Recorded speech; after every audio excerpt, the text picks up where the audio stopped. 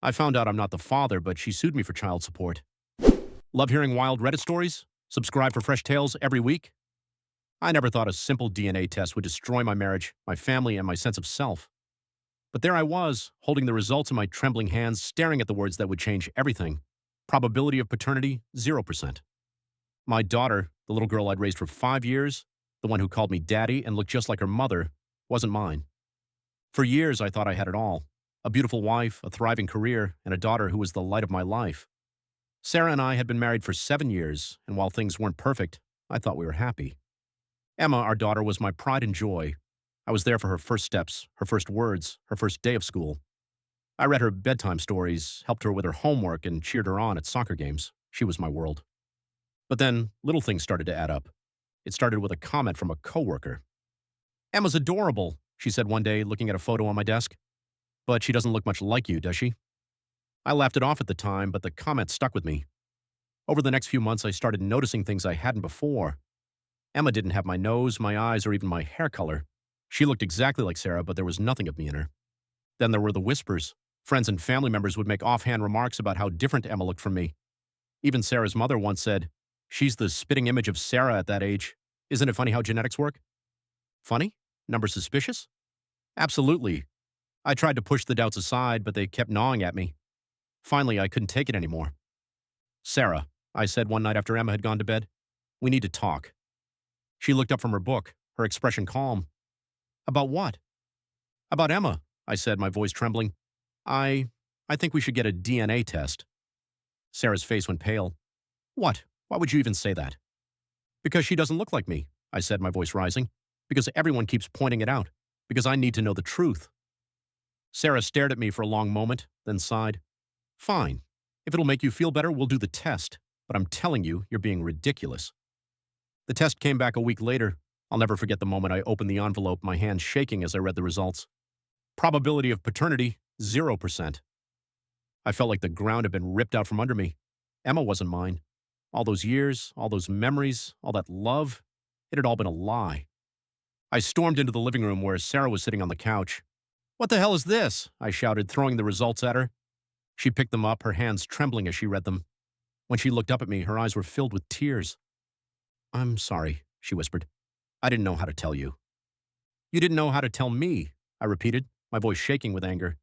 "You didn't know how to tell me that Emma isn't mine, that you cheated on me and lied to me for 5 years?" Sarah started crying, but I didn't care. I was too angry, too hurt, too betrayed. "Get out," I said, my voice cold. "I want a divorce." Sarah moved out the next day, taking Emma with her. I didn't fight her on it. I couldn't. Every time I looked at Emma, all I could see was the lie. But as bad as things were, they were about to get worse. Because Sarah wasn't done with me, not even close. The days after Sarah moved out were a blur of anger, heartbreak, and disbelief.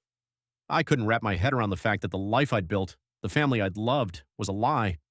But as much as I wanted to wallow in my pain, I didn't have the luxury because Sarah wasn't done with me. It started with a letter from her lawyer. "Dear Mr. Carter, this letter serves as formal notice that Ms. Sarah Carter is seeking child support payments for the care and upbringing of Emma Carter. As you have been acting as Emma's father for the past 5 years, you are legally obligated to continue providing financial support." I stared at the letter, my hands shaking with rage. She was suing me for child support. After everything she'd done, after lying to me, betraying me, and tearing my life apart, she had the audacity to demand money from me. I called my lawyer, Mark, as soon as I finished reading the letter. "She can't do this, can she?" I asked, my voice trembling. Mark sighed. "Unfortunately, she can. In some states, if you've acted as the child's father for a significant period of time, you can still be held financially responsible, even if you're not the biological father." I felt like I'd been punched in the gut.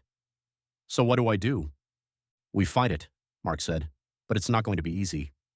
The first court date was a nightmare. Sarah showed up with her lawyer, looking calm and collected, while I sat there feeling like my life was falling apart. Her lawyer argued that I'd been Emma's father in every way that mattered. I'd supported her financially, emotionally, and physically for 5 years. "Mr. Carter chose to be a father to Emma," her lawyer said. "He signed her birth certificate, he provided for her, and he built a relationship with her. Now he's trying to abandon her, and that's not fair to Emma." I wanted to scream. Abandon her? I wasn't the one who'd lied. I wasn't the one who'd betrayed my family. But the judge didn't seem to care about that. "This is a difficult situation," the judge said, "but the court's primary concern is the well-being of the child. Mr. Carter, you've been a father to Emma for 5 years.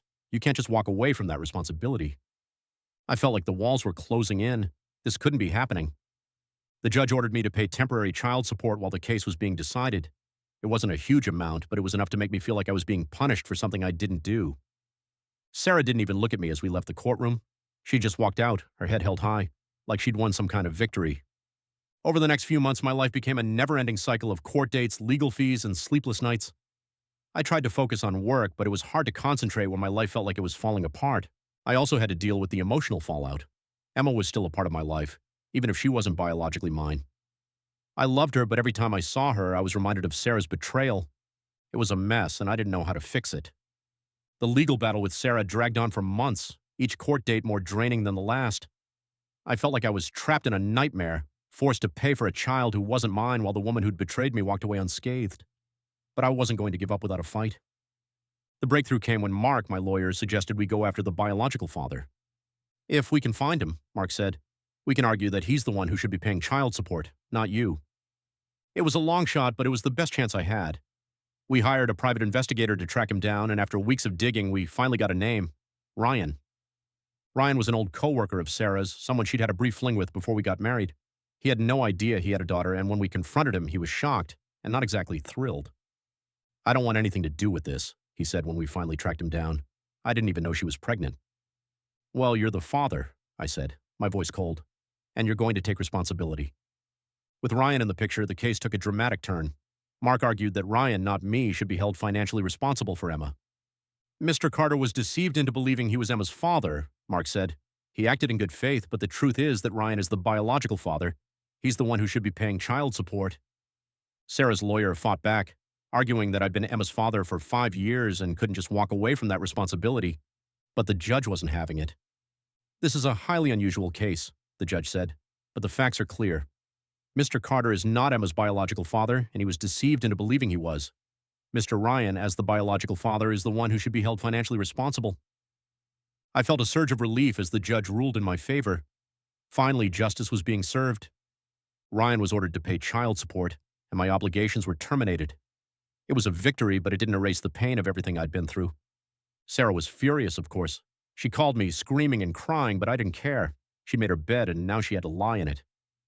As for Emma, I still loved her, but I knew I couldn't be a part of her life anymore. It was too painful, too complicated. I hoped she'd understand one day, but for now I had to focus on healing. With the legal battle behind me, I started to rebuild my life. I threw myself into my work, reconnected with old friends, and even started dating again. It wasn't easy, but slowly I began to feel like myself again. I'd been through hell, but I'd come out the other side stronger and more determined than ever. The legal battle was over, but the emotional scars remained. It took time, but I finally found closure and began to rebuild my life. The journey was long and painful, but it taught me valuable lessons about trust, resilience, and the importance of standing up for myself. After the judge ruled in my favor, Sarah was forced to face the consequences of her actions. Ryan, the biological father, was ordered to pay child support, and my financial obligations were terminated. It was a victory, but it didn't erase the emotional toll the ordeal had taken on me. Sarah tried to reach out a few times, begging for forgiveness and claiming she never meant to hurt me. But I wasn't interested in hearing her excuses. She'd lied to me for years, and I couldn't just forgive and forget. I hope you find peace, Sarah, I said during our last conversation, but I can't be a part of your life anymore. She cried, but I held firm. Some bridges once burned can't be rebuilt. The hardest part of all this was Emma. I still loved her, but I knew I couldn't be a part of her life. It wasn't fair to either of us. Sarah had created this mess, and now she had to deal with the consequences. I wrote Emma a letter explaining everything as best I could. I told her how much I loved her and how sorry I was that things had turned out this way. I didn't know if she'd ever read it, but I hoped one day she'd understand. With the legal battle behind me, I focused on rebuilding my life. I threw myself into my work, reconnected with old friends, and even started dating again. It wasn't easy. Trusting someone new after what I'd been through felt impossible at first, but I took it one day at a time. I also started therapy, which helped me process everything I'd been through. It wasn't a quick fix, but it gave me the tools I needed to heal and move forward. A year after the trial, I met someone new. Her name was Lauren, and she was everything Sarah wasn't: kind, honest, and completely uninterested in my past. I don't care about what happened before, she said one night as we sat on my porch watching the sunset. I care about who you are now. It was a refreshing change, and for the first time in years, I felt like I was in a healthy, loving relationship. Sarah didn't take my new relationship well. She started posting passive-aggressive comments on social media, trying to paint herself as the victim. Some people move on too quickly, she wrote in one post, but karma always comes around. I didn't engage. Instead, I posted a picture of Lauren and me at a charity event, smiling and happy. The caption was simple. When you find someone who loves you for you, everything else just falls into place. Sarah didn't respond, and I didn't expect her to. She was a part of my past, and I was finally ready to leave her there. Yeah, Lauren and I got married 2 years later in a small, intimate ceremony. It was perfect, just the two of us surrounded by the people who mattered most. As for Sarah, I heard through mutual friends that she was still struggling. She'd moved to another state, trying to start over, but it didn't seem like she'd found the happiness she was looking for. I didn't feel sorry for her. She'd made her choices, and now she had to live with the consequences. Thanks for listening. More amazing stories coming soon. Subscribe so you don't miss out.